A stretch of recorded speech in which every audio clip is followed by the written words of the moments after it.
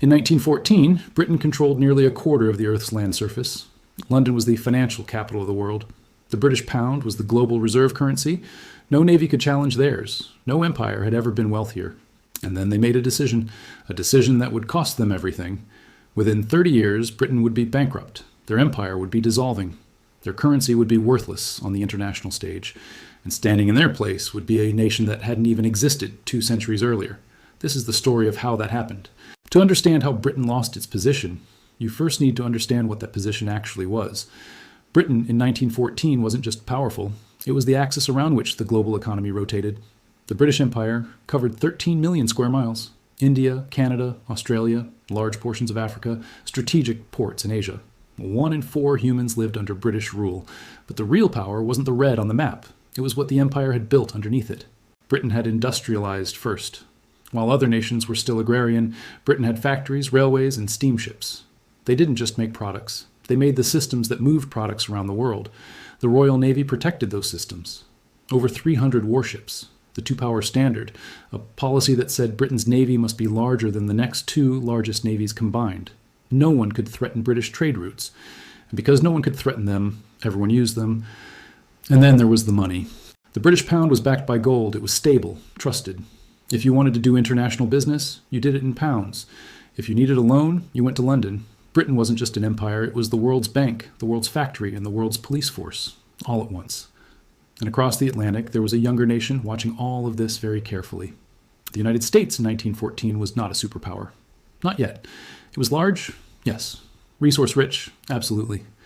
But it was also isolationist, militarily weak by European standards and economically dependent on European markets. Americans still looked to Europe for culture, for finance, for validation, but that was about to change, because Britain was about to make a choice that would destroy the very foundation of its power. The decision wasn't obvious at the time. In fact, most British leaders thought they were doing the right thing. But every empire falls because of a choice that seemed necessary in the moment. June 28th, 1914, Sarajevo. An assassination. Within weeks, Europe was at war, and Britain made the choice to join. They had treaty obligations, strategic interests. Germany was a rising threat. It made sense to go to war. But World War I wasn't like previous wars. This war consumed everything, millions of men. Entire economies mobilized for production. Ships, planes, tanks, artillery shells by the millions. The scale was unlike anything in history. And it was expensive, unbelievably expensive. Britain's war costs were £9 million per day by 1918. Per day. Before the war, Britain's national debt was £650 million. By the end, it was £7.4 billion. The entire British economy was reorganized for war. Factories that made textiles now made uniforms. Shipyards that built merchant vessels now built destroyers. And here's the problem. While Britain was spending all of its wealth on war, it stopped investing in what had made it wealthy in the first place. British exports collapsed. Other nations started making their own products. Trade routes were disrupted. The machine that had generated Britain's wealth was breaking down, and someone had to pay for the war. So Britain turned to the only place with money left. America. This is the moment. This is where the power starts to shift, not on a battlefield, in a loan agreement. When World War I began, the United States declared neutrality. President Woodrow Wilson said Americans should be impartial in thought as well as action. That lasted about 5 minutes, because while America wasn't sending soldiers, it was sending something far more valuable. Money? In 1915, Britain and France needed $500 million. J.P. Morgan and Company arranged the loan. American banks and investors provided the capital. Then they needed more, and more, and more. American companies sold steel, munitions, food, oil, everything needed for war. American factories that had been idle were now running 24 hours a day. By 1917, Britain owed the United States $4.7 billion. Think about what that means. For over a century, the world owed money to Britain. Britain was the creditor, the lender, the one with leverage. Now Britain owed money to America.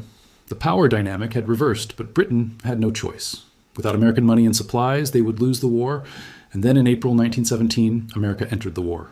Not just as a banker, as a combatant. 2 million American soldiers deployed to Europe, fresh troops, industrial backing, a nation that hadn't been bled dry by 3 years of war. The arrival of American forces broke the stalemate. By November 1918, Germany surrendered. The Allies had won, but at a cost Britain could never recover from. At the Paris Peace Conference in 1919, Britain sat at the table as a victor. But financially, they were in ruins.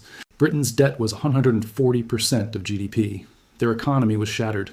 Unemployment was soaring. The pound was no longer backed by gold in the same way. And worse, Britain's empire was restless. India wanted independence. Ireland was in revolt.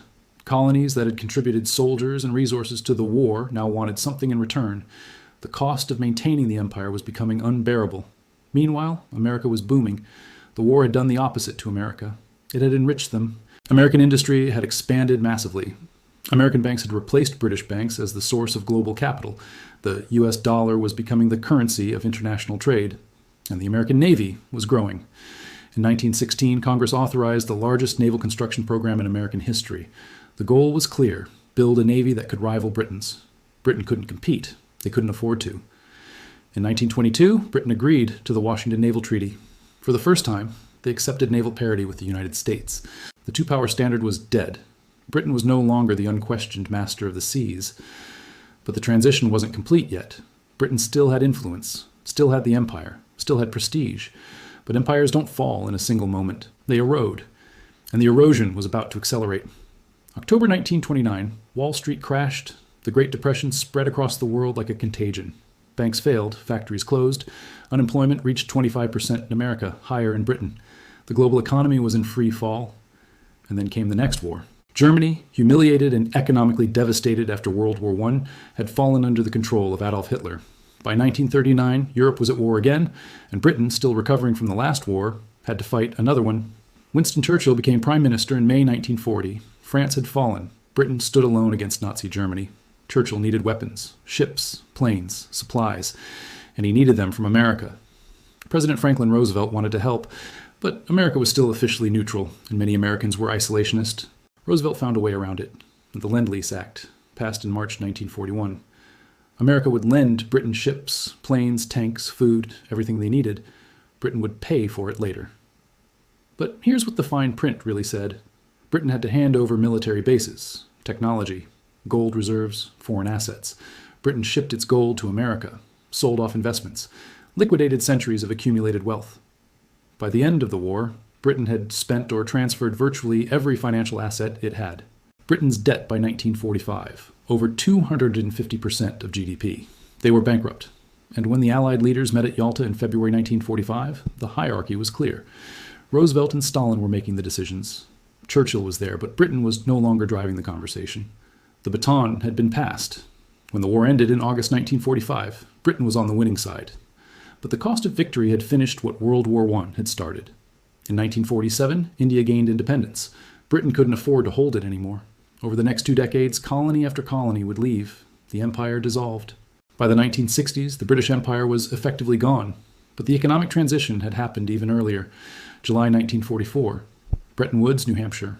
44 nations gathered for a conference, and what they decided would define the next 70 years. The Bretton Woods Conference was about one thing: rebuilding the global financial system. And America was in charge. The US dollar would become the world's reserve currency. Not the pound, the dollar. All other currencies would be pegged to the dollar. The dollar would be pegged to gold. If you wanted to do international trade, you used dollars. They created 2 new institutions, the International Monetary Fund and the World Bank, both headquartered in Washington, not London, both dominated by American influence. In 1948, America launched the Marshall Plan, $13 billion to rebuild Europe, over $150 billion in today's money. Why? Not charity, strategy. A rebuilt Europe would buy American goods, use American currency, align with American interests. America wasn't just rich. It was using its wealth to create a new global system with itself at the center.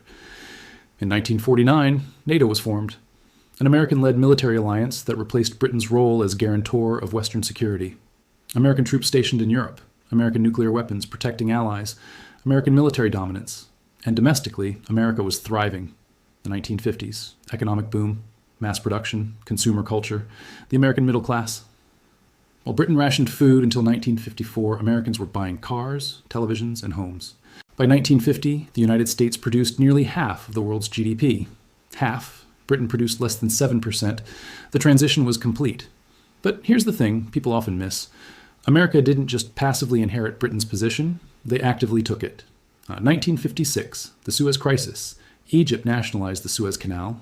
Britain and France, in secret coordination with Israel, invaded to take it back.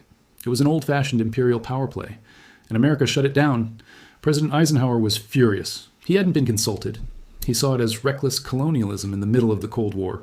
America threatened economic sanctions, demanded Britain withdraw. Britain's currency was under pressure. They needed American financial support. They didn't get it. The pound crashed. Britain was humiliated. Prime Minister Anthony Eden resigned. Britain and France withdrew from Egypt, and the world learned a lesson. Britain could no longer act independently. Not anymore. If America said no, the answer was no. That was the final symbolic moment, the last gasp of British imperial power. From that point on, there was no question who led the West. So what actually changed when America replaced Britain? The structure. Britain's empire had been built on control, physical control of territory, direct rule. America built something different. Military alliances instead of colonies, economic integration instead of extraction, cultural influence instead of direct governance. The American system wasn't about owning the world. It was about organizing it. America didn't need an empire in the traditional sense. It had over 750 military bases in more than 80 countries. It had the world's reserve currency, which meant every nation needed dollars to trade. It had Hollywood, Coca-Cola, blue jeans, cultural products that spread American influence without requiring soldiers. And it had institutions, the UN, IMF, World Bank, NATO, that it had designed and dominated. This was a new kind of power. What about Britain? Britain didn't disappear. London remained a major financial center. British culture, language, and legal systems still influenced the world. But Britain became a regional power, an important ally of America, not a rival, not a leader. And here's the uncomfortable truth that Britain had to learn. Empires don't end because they want to. They end because they run out of resources. Britain didn't lose World War I or World War II. They won both. But winning cost them everything. Every empire believes it's permanent. Rome thought it would last forever. So did the Mongols, the Ottomans, the Spanish. Britain thought the sun would never set on its empire. But the sun always sets. Economic power is the foundation of all other power. Military, political, cultural. When your economy weakens, everything else follows. Britain's mistake wasn't going to war. It was believing it could afford 2 total wars and still maintain its position. America's advantage wasn't just geography or resources. It was timing. They industrialized at the right moment, stayed out of wars until it was strategically advantageous, and when the old order collapsed, they were ready with a new one. But history doesn't stop. America today faces its own challenges: rising debt, economic competition, a changing global order. And there are nations watching, just as America once watched Britain, waiting for their moment. Because the pattern repeats. Empires rise when they create wealth. They fall when they consume it. Britain consumed its wealth in 2 world wars. The question isn't whether America's position will eventually be challenged. The question is whether they'll see it coming, and whether they'll make the same mistakes or different ones. The world doesn't stay still. Power never does. And the nation that leads today is never the nation that led yesterday. That's not pessimism. That's history. And history always moves forward. If this video made you think, do me a favor. Hit the like button. And subscribe to Histonom, because I dive deep into topics like this every day.